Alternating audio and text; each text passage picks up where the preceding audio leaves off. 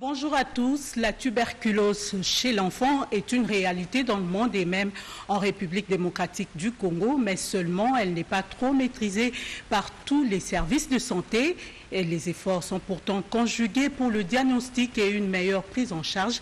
C'est le focus santé de ce dimanche. Et puis Journal Magazine oblige. Vous aurez également droit aux 2 pages rétrospectives de la semaine. Mais avant d'y arriver, démarrons d'abord par l'actualité.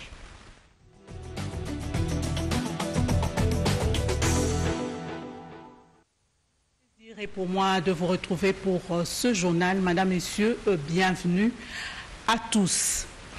Aujourd'hui, 10 avril, c'est le dimanche des Rameaux pour l'Église catholique et cette célébration symbolise l'entrée de Jésus-Christ à Jérusalem. Ce matin déjà, les chrétiens catholiques sont allés à la messe munis de leurs rameaux pour célébrer justement cette entrée triomphale du Seigneur Jésus-Christ. C'est un reportage de Jacques Kabouaba.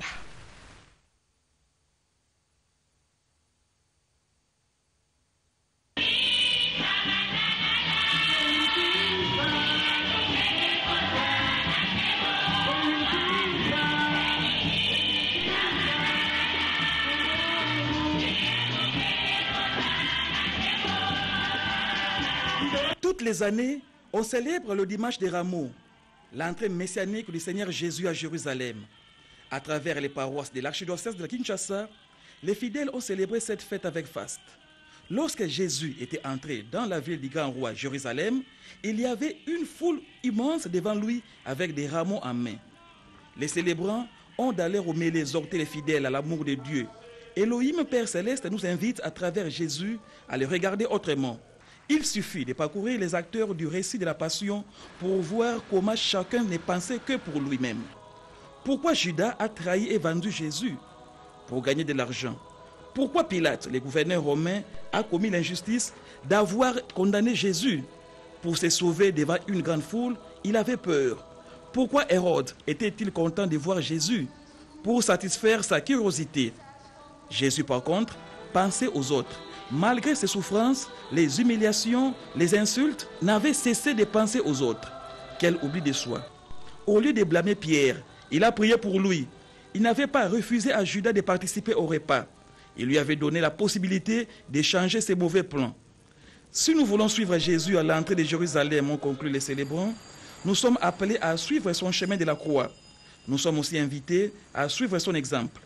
Penser aux autres, offrir sa vie, arrêter la violence, jamais condamner injustement, aider ceux qui souffrent, consoler les malheureux, être miséricordieux, encourager, pardonner et sauver aussi.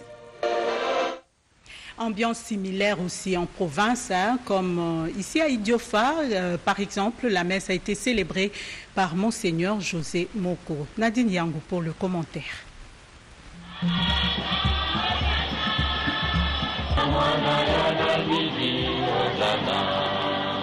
C'est l'entrée triomphale de Jésus-Christ à Jérusalem.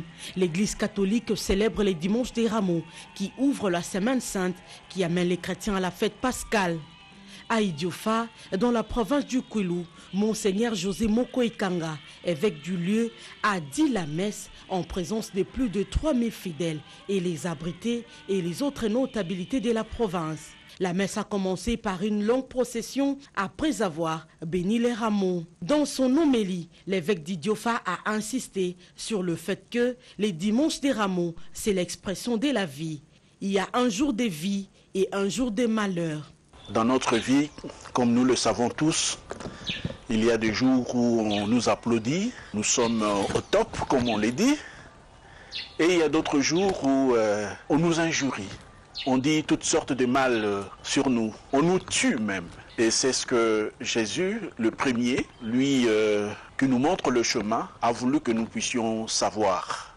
Et cette anticipation est vraiment une lumière pour nous. Voilà pourquoi je souhaite personnellement une bonne entrée dans la Semaine Sainte à toutes et à tous, et particulièrement à mes prêtres, aux religieux, religieuses, aux fidèles du diocèse d'Idiofa en cette année où nous célébrons le centenaire de l'évangélisation de notre diocèse. En ce dimanche des Rameaux, la cathédrale d'Idiofa était remplie de fidèles venus d'Idiofa et les environs.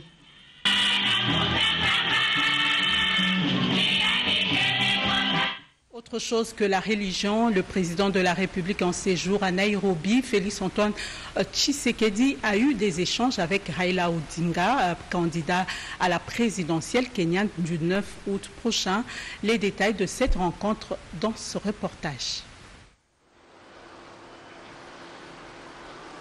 Acteur politique kényan de premier rang et dauphin du président Uhuru Kenyatta aux prochaines joutes présidentielles, M. Raila Odinga a eu un entretien particulier avec le chef d'État Félix Antoine Tshisekedi ce samedi 9 avril 2022 à Nairobi.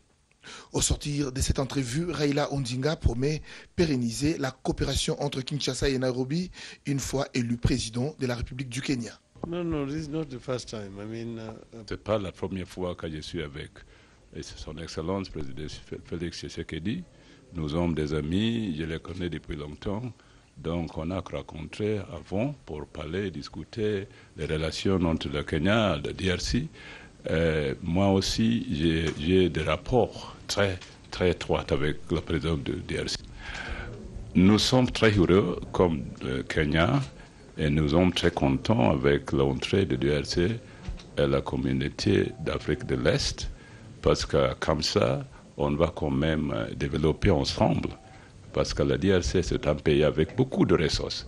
Et les ressources là pour développer l'Afrique de l'Est, non seulement le Congo.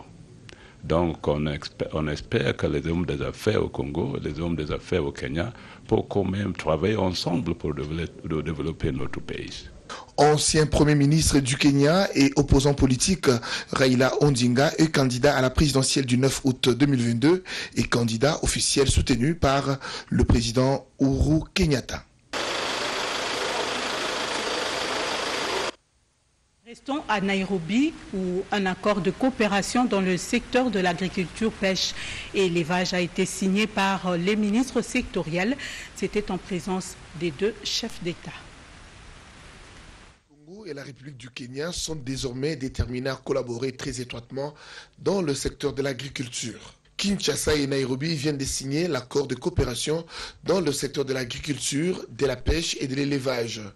L'accord a été signé par l'ambassadeur Aïchel Omamou, ministre des Affaires étrangères pour la partie kenyane, tandis que Nzinga Birinanze Désiré, ministre de l'Agriculture, et Bokule Diema Adrien, ministre de Pêche et de l'Élevage, l'ont signé du côté République démocratique du Congo.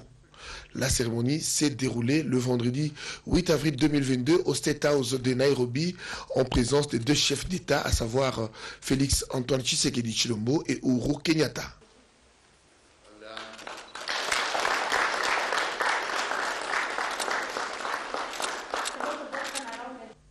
L'accord vise à augmenter la productivité dans le secteur agricole au Kenya et en République démocratique du Congo, mais aussi les investissements conjoints entre les entrepreneurs privés respectifs et les échanges commerciaux bénéfiques aux deux parties.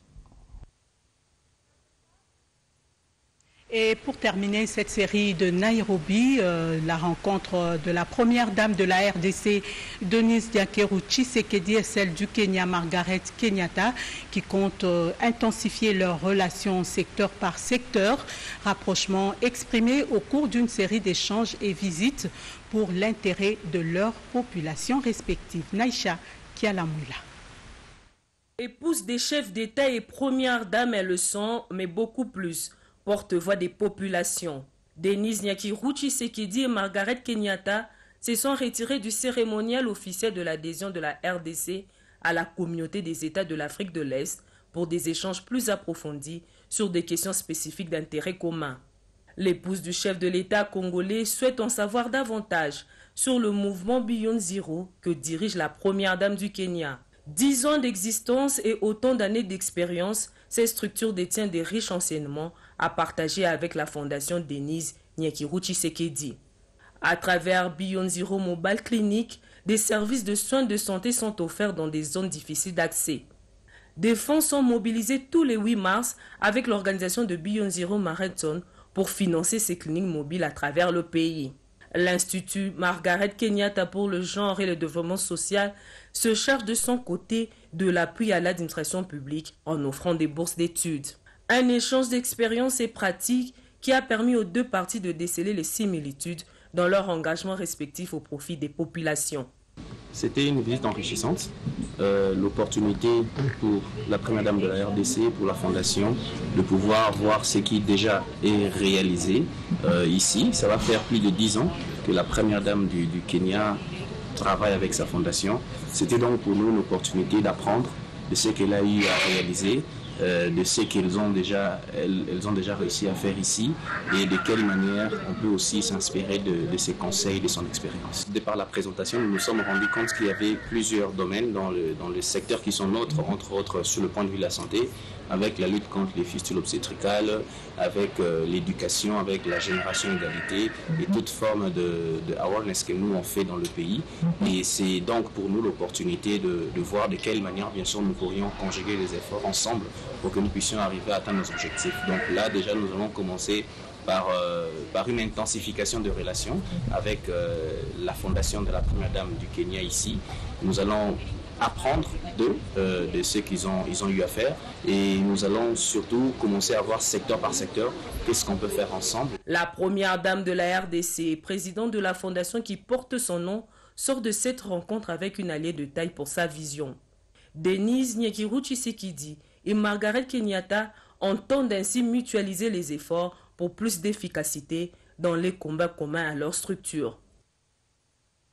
Partage d'expériences, témoignages des histoires vécues, c'est tout le sens à donner au Parlement rose initié par la députée nationale Christelle Vwanga, une rencontre des femmes politiques et des autres professions pour inspirer et stimuler d'autres femmes. D'autres détails avec Angèle Mabiala. Landou.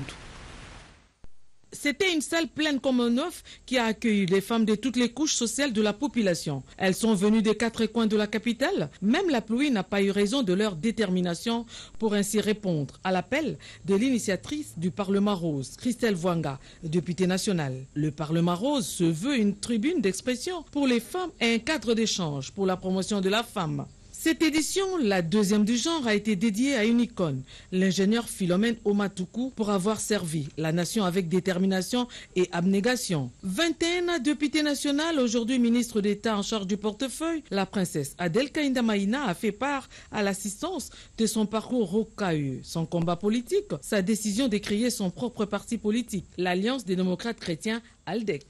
Mon leadership m'a demandé que je puisse quitter des sentiers battus, ou moi-même je devais me frayer un autre chemin. Femmes, lèvons-nous, que nous puissions parler de nous par le travail. S'en est suivi, c'est au gradé de l'armée, colonel de son état, avec 2000 unités à sa charge. Il faut être une femme forte pour le faire. 25 ans dans les services de sécurité, 25 ans, ce n'est pas une mince affaire. Elle assume. Chantal Kanimbo a su valoriser le métier noble de journaliste et elle a inspiré plusieurs femmes. Béatrice Lomeya, ministre honoraire du genre, parle de sa lutte pour un Congo meilleur. Madame Liliane a 2 enfants souffrant de la trisomie 21. Elle a décidé depuis plusieurs années de prendre en charge des enfants vulnérables. Cette dame forte lance ainsi un appel de détresse aux compatriotes épris d'amour et de volonté de venir à la rescousse de ses enfants. Christelle Vwanga, qui a drainé du monde ce 9 avril 2022, appelle les femmes à se mobiliser davantage pour prendre une part active dans les instances de prise de décision. Mon rêve, c'est d'avoir une génération de femmes fortes. C'est d'avoir une génération de femmes qui se soutiennent. Les femmes doivent se donner rendez-vous au sommet. Ces battantes ont promis de se retrouver en avril 2023 pour parler du chemin parcouru dans divers domaines.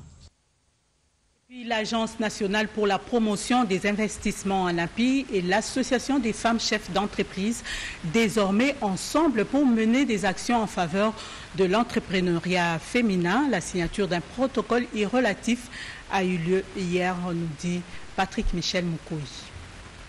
C'est dans le volet promotion des investissements locaux, compris dans les missions de l'ANAPI, que la signature de protocole d'accord avec la SOF prend tout son sens. L'Agence nationale pour la promotion des investissements qui depuis quelque temps mutualise les efforts avec d'autres structures du secteur privé tient à faire participer encore plus les investisseurs à la création d'une classe moyenne. Ces femmes chefs d'entreprise réunies dans la structure dite ASOF sont conscientes du bien d'un accompagnement pour réussir leur business. Nous attendons de l'ANAPI un accompagnement et nous attendons de l'ANAPI une implication dans le programme phare de l'ANAPI qui accompagne les entrepreneurs et particulièrement les femmes chefs d'entreprise. Les statistiques le démontrent, plus de 90% des revenus de femmes entrepreneurs sont déversés dans les familles constituant un soutien non négligeable pour la société. Il y a eu un besoin de pouvoir faire en sorte que l'entrepreneuriat féminin soit structuré. Aujourd'hui, les formations, c'est même les domaines de collaboration dans lesquels nous avons dans ce protocole d'accord, participation à certains séminaires de formation, réfléchir ensemble comment atteindre ce qu'on appelle certaines voies d'accès au financement. Comme avec la NADEC, la FENAPEC, la COPEMECO, la FEC et aujourd'hui la SOF, l'Agence nationale pour la promotion des investissements souhaite étendre son réseau de partenaires, l'idée étant de créer une synergie autour de la promotion et l'accompagnement des entrepreneurs locaux. Un reportage commenté par Emmanuela, commissaire direction Minova dans le Sud Kivu, un des territoires concernés par le programme de développement à la base des 145 territoires. Le ministre du Budget, Aimé Boji Sangara, est arrivé précisément à la chefferie Rubenga pour faire un état des lieux des besoins de cette population rurale de notre envoyé spécial à Minova, Riki Nzuziloya. La caravane Boji a atteint vendredi 8 avril 2022 l'île dite du Nord par le lac Kivu. Aux couleurs de l'Union pour la nation congolaise et un véritable pèlerin, le ministre d'État en charge du budget prêche pour Félix Tshisekedi. C'est sur la vision de développer les milieux ruraux. La reconnaissance est exprimée par le mois Mirubenga, d'où la grande mobilisation de la population insulaire à l'accueil de celui qui tient dans ses mains le chapelet de Vital Kamerhe sur les terres du Sud Kivu. Son Excellence Aimé Boji Sangara.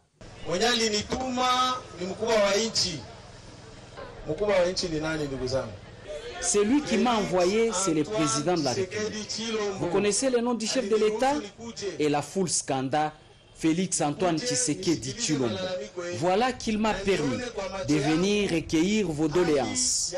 Déjà, j'ai appris que vous avez beaucoup de problèmes ici. Les routes pour relier I du Sud à I du Nord, l'eau et l'électricité, ainsi que des infrastructures de base. Gouvernement Yabawarior, Jean-Michel Samba Lukonde. Le gouvernement de Warrior, dirigé par le Premier ministre Sama Lukonde, sous l'impulsion du chef de l'État, décide alors de lancer le programme de développement au niveau local dont vous êtes bénéficiaire. Message répercuté à Minova, devant une foule immense venue écouter le ministre d'État. Il rassure que les écoles, les centres de santé, les routes de dessertes agricoles et l'appui aux agriculteurs seront les priorités du gouvernement de la République. Ici à Kinshasa, les concessions de la SCTP ne sont ni à brader ni en vente. Précision des syndicalistes de cette entreprise en visite hier dans différents sites concernés, nous dit Ndolo Demazou. La Société congolaise de postes et télécommunications, plus que jamais décidée à récupérer toutes ces concessions bradées et les mettre en valeur pour le bien de l'entreprise. C'est la détermination du directeur général Didier Moussete depuis son retour aux affaires il y a une année. Les syndicalistes de la SCPT se sont assurés samedi de la mise en valeur de leur patrimoine.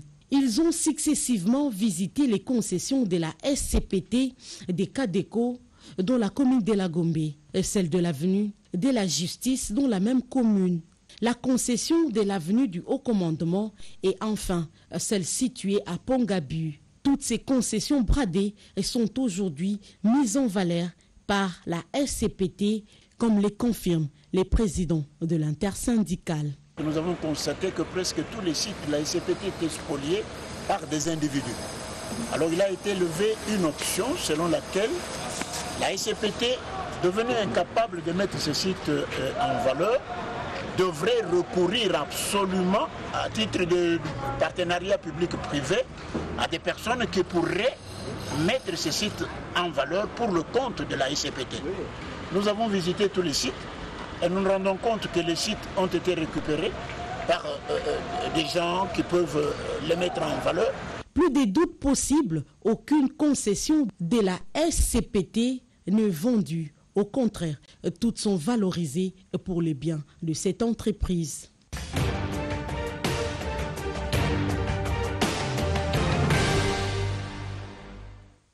Le chef de l'État a signé la semaine dernière l'adhésion de la RDC à la communauté de l'Afrique de l'Est. C'était au Kenya, mais autre rappel de l'actualité de la semaine, c'est la réunion de haut niveau présidée par le président Félix-Antoine Tshisekedi. La semaine du président avec Pierre Kibambé, Somoïsa.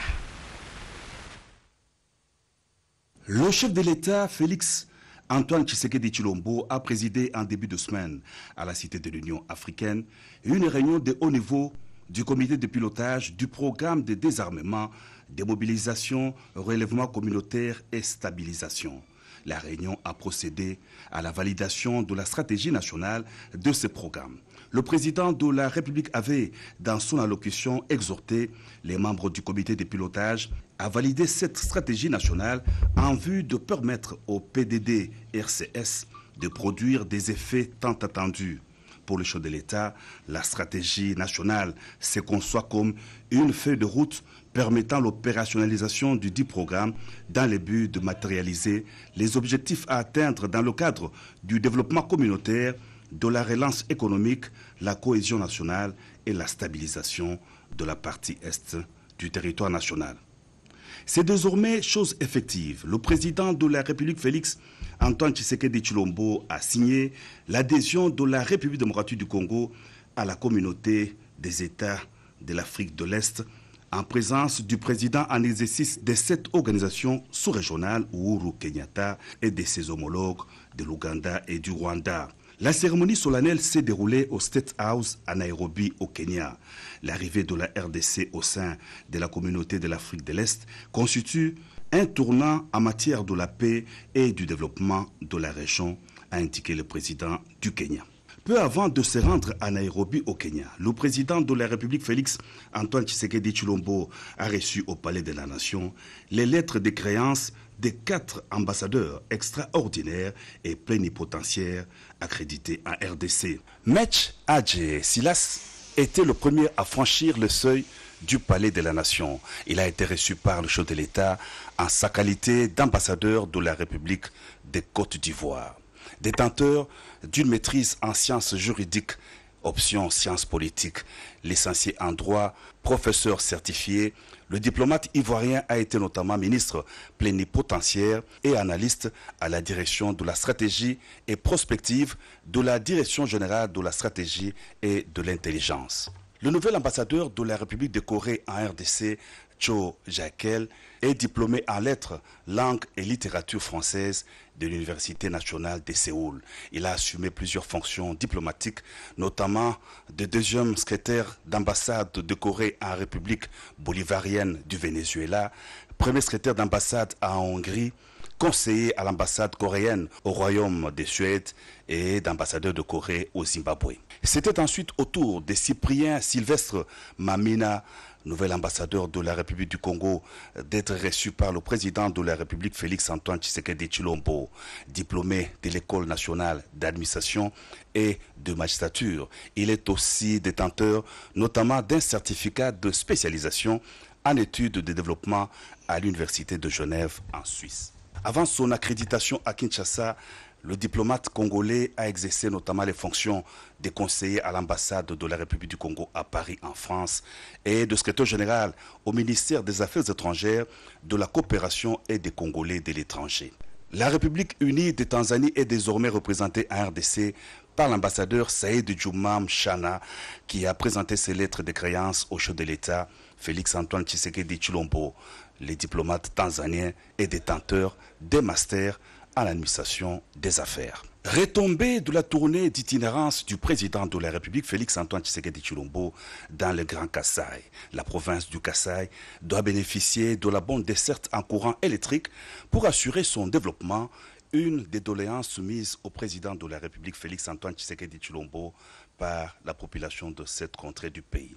C'est dans cette optique que le gouverneur du Kasaï, Pieme Tutokot, a conduit auprès du chef de l'État l'investisseur responsable de l'entreprise électricité du Congo, Philippe Vanout. L'amélioration de la desserte en électricité au Kasaï s'inscrit dans le cadre du suivi de la visite d'itinérance du président de la République dans cette province du Grand Kasaï. Autre fait marquant de la semaine, la clôture officielle des activités du mois de mars à Mbuji-Mayi et puis 2 drames signalés avec mort d'homme au Congo central par accident et à Goma au Nord Kivu par engin explosif et puis difficulté d'approvisionnement en carburant. C'était en début de semaine. Le résumé de tous ces éléments dans ce condensé de Lucie Lavichissenda.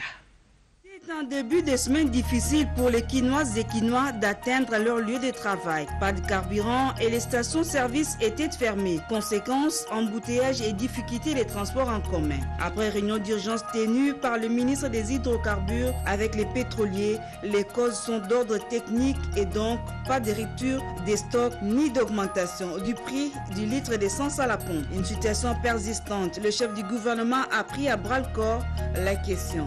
Avec les pétroliers, les ministres concernés, un compromis a été trouvé pour juguler la crise. La sécurité alimentaire au centre de l'alliance parlementaire entre la RDC, le Congo-Brazzaville et le Gabon.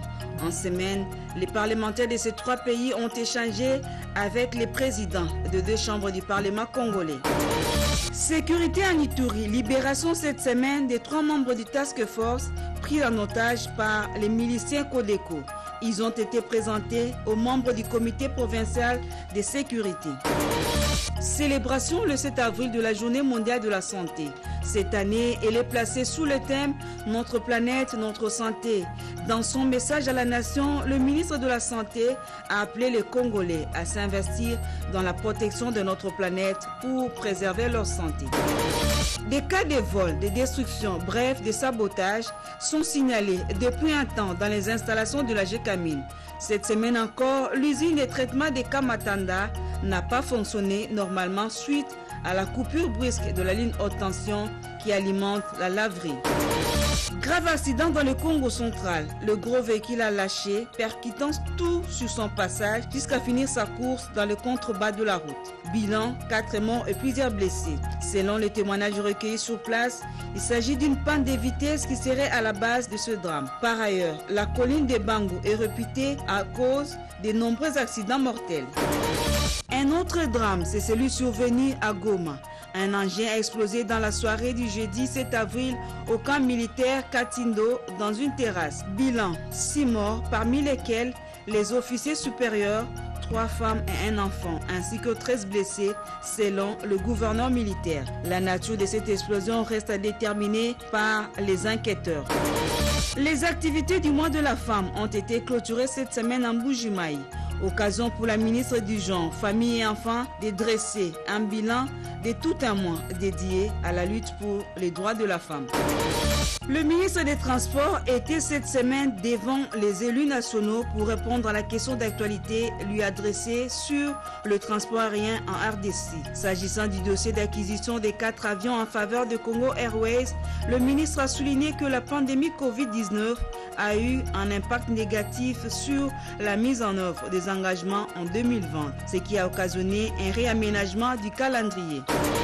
Le ministre d'État, ministre du Budget, a séjourné dans le sud Kivu pour, entre autres, sensibiliser les communautés locales sur le programme des 145 territoires.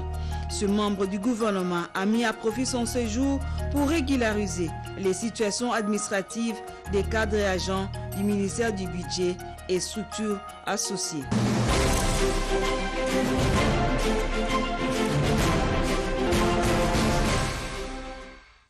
disais en début du journal, la tuberculose est une maladie contagieuse jadis connue comme maladie des adultes, mais aujourd'hui, la forme pédiatrique est aussi détectée. Mais comment donc diagnostiquer et soigner les enfants en cas de maladie? Notre équipe est allée dans quelques centres de santé de Kinshasa. Voici le dossier de Constance Mananga. La tuberculose est une maladie infectieuse causée par les bacilles des coques. Pour la forme pédiatrique, près d'1 million de cas ont été recensés dans le monde. Et selon l'Organisation mondiale de la santé, l'OMS, la RDC est parmi les pays les plus touchés. Très souvent, les diagnostics posent problème et la prise en charge peut en pâtir. L'enfant en contact avec un adulte peut développer la tuberculose, une maladie contagieuse. Ainsi, il devient un cas index que l'on ignore. Ma fille toussait et avait de fièvre. Mon petit frère est venu de Mbandaka avec sa femme. Or, cette femme avait la tuberculose comme elle était toujours avec ma fille. C'est comme ça qu'elle a été contaminée. Prendre en charge les cas pédiatriques de tuberculose, c'est un grand défi à relever. Catalyzing Pédiatrique Tuberculosis, appelé CapTV, s'investit dans les recherches afin de produire des nouvelles données sur un nouveau modèle de soins contre la tuberculose pédiatrique. Les relais communautaires sont mis en contribution par les centres de santé pour détecter des cas. Le docteur m'a donné l'autorisation d'aller faire la recherche des cas chez les enfants dans l'entourage d'une personne adulte souffrant de la tuberculose. Comment s'organise la prise en charge après diagnostic? Dans quelques maternités et centres de santé, des dispositions sont démises lors d'un cas détecté. Si l'examen est positif, qu'ils les prennent en charge et puis on fait le screening. Après faire le screening, on fait les recherches approfondies, on les soumet sur le traitement à 6 mois. C'était difficile pour trouver les enfants. Mais avec l'arrivée des projets CapTV, nous avons intégré dans toutes les portes d'entrée. Il y a des enfants qui peuvent pousser, on donne les crachats ici, on fait les yeux, mais on les envoie pour faire les gynéspères. Là, nous aurons des résultats fiables. La tuberculose chez les enfants, c'est difficile maintenant de voir ça dans les micros. Avant, il n'y avait pas les enfants moins de 14 ans. Il n'y avait que les adultes qu'on sort. Donc on n'arrivait pas à diagnostiquer. Dès que l'enfant se présente, s'il voit qu'il est signe positif, lui, il amène sur moi un clinicien. Et puis j'ai fait l'investigation. Et ce qui nous facilite encore l'appareil de gynéspores, les résultats sont les mêmes jours. Et les médicaments sont à notre disposition. L'objectif des CapTV étant de contribuer à la réduction de la morbidité et mortalité due à la tuberculose pédiatrique. Ces projets a facilité la prise en charge des enfants malades et leur a sauvé des vies. C'est un projet innovateur qui consiste à implémenter un paquet d'activités qui permet d'améliorer la prévention, la détection et la prise en charge de la tuberculose pédiatrique. À la fin du projet, nous avons fait en fait une transition avec le programme national de lutte contre la tuberculose. La TB tue les enfants. Pendant 4 ans, nous avons développé un modèle qui a montré qu'on peut améliorer les choses. Maintenant, c'est au niveau du gouvernement congolais de prendre les choses en main et de mobiliser les ressources pour que tous les enfants puissent bénéficier de l'expérience CapTV. Pour éliminer la tuberculose en général et pédiatrique en particulier, d'ici à 2030, il faut diversifier des stratégies de lutte afin de préserver l'avenir des enfants. Et à Chikapa, le Bureau conjoint des Nations Unies aux droits de l'homme a organisé une session de formation dans le cadre du projet de renforcement de la justice et la réinsertion socio-économique pour et par les jeunes. C'est un reportage de Franklin Kalombo. Du programme de renforcement des capacités des femmes et jeunes pour leur participation dans la gouvernance locale, qui est un projet du Fonds des Nations Unies pour la consolidation de la paix. 30 jeunes et femmes juristes viennent de prendre part à un atelier de formation de 2 jours à Chikapa, organisé par le Bureau conjoint des Nations Unies aux droits de l'homme. Maître Irène Kangwemba, jeune leader et actrice de la protection de la femme qui a pris part à ces assises, parle de matières apprises pendant ces 2 jours. Il a été d'abord question de la vulgarisation de la résolution 2250, la résolution qui est dédiée uniquement à la jeunesse, parce que ça fait un bout de temps que cette résolution a été adoptée par le Conseil de sécurité des Nations Unies, mais qui posait problème sur son application. C'est ainsi que le Bureau conjoint des Nations Unies aux droits de l'homme et les secrétariats techniques sont venus pour nous sensibiliser, nous jeunes. À quoi peut-on s'attendre de participants outillés avec les instruments juridiques par les différents facilitateurs venus de Kinshasa pour ce faire? Madame Charlotte Songué, coordonnatrice du programme Droits des femmes et genre au sein du Bureau conjoint des Nations Unies aux droits de l'homme à la MONUSCO, répond. Nous attendons que les différentes personnes animatrices ou animateurs des ONG de la province du Kasaï, alors maîtrisent ces différentes connaissances que nous avons partagées et s'engagent dans des actions pour consolider la paix. Ça peut être à travers le plaidoyer auprès des différentes entités étatiques afin que les besoins spécifiques des jeunes, les besoins spécifiques des femmes soient pris en compte dans la gouvernance au niveau de la province et au niveau des autorités. Madame, Messieurs, c'est la fin de ce journal. Au nom de l'équipe de dimanche coordonnée par Médard Mbouyal Mangal, je vous dis merci de votre attention et surtout de votre fidélité qui nous honore. L'actualité continue sur la nationale et restez avec nous et à la prochaine.